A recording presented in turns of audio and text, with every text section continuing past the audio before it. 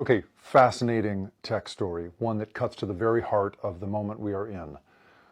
Rite Aid. If you walked into a Rite Aid between 2012 and 2020, you, in one of several major urban areas, you were picked up by a facial recognition system without knowing it.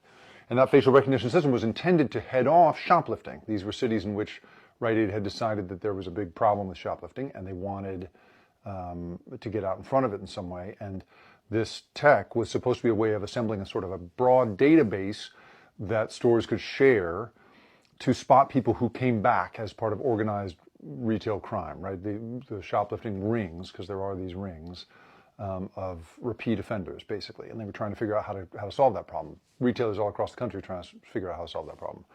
Now, like so much in tech, so the FTC has now told Rite Aid, you're banned from using that for 5 years.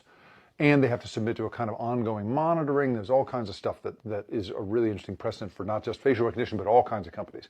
And I've been talking to people inside the industry who were close to this Rite Aid project and people close to the FTC about what this all means, and here's what I'm learning.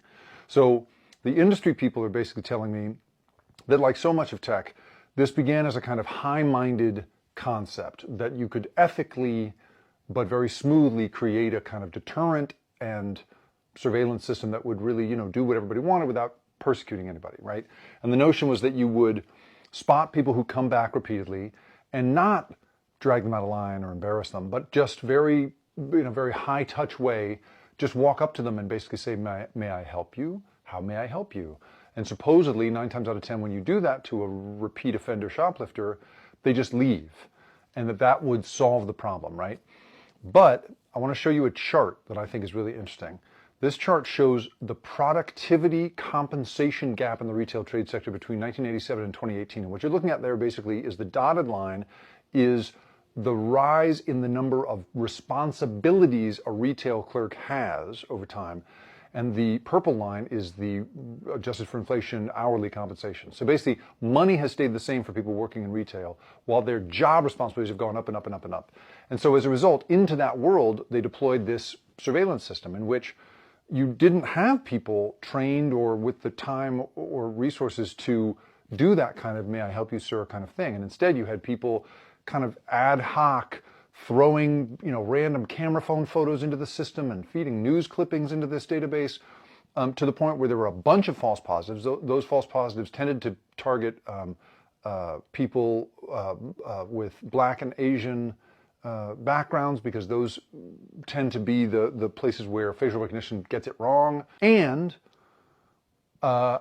these sort of overzealous security guards would grab people, humiliate them in front of their colleagues and so forth. It was just a disaster. And what those people close to the project basically say is that, the high-minded ideas that they had sort of all fell apart as the realism, the reality on the ground of resources and training and so forth just couldn't match their ambitions. And in fact, other companies have been pulling out of facial recognition because they're worried about being painted with the brush of looking as if they are intentionally discriminating against certain races, right? And so they would rather take the shoplifting hit, according to the people I'm speaking to, than have that perception, because it can just destroy the value of a company when you're perceived that way. And we'll see what happens with Rite Aid, right?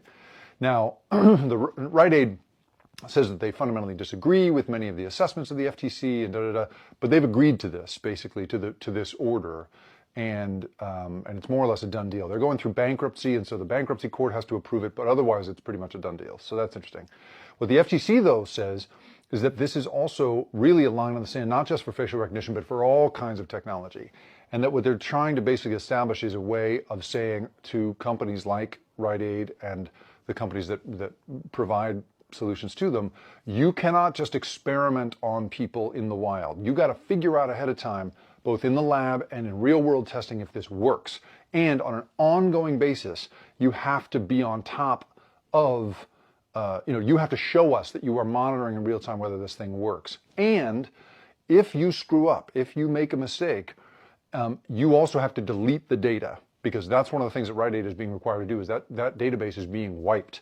So You can't just like, have a data-fueled product, an AI product or a facial recognition product, whatever it is, and have it go terribly wrong, and then, you go, oh, whoops, but we're going to go back to the data and figure out other ways to use it. No, if you screw up, you lose the data, which I think is very, very interesting. So some really very high new stakes being established here, new standards being established here by this case.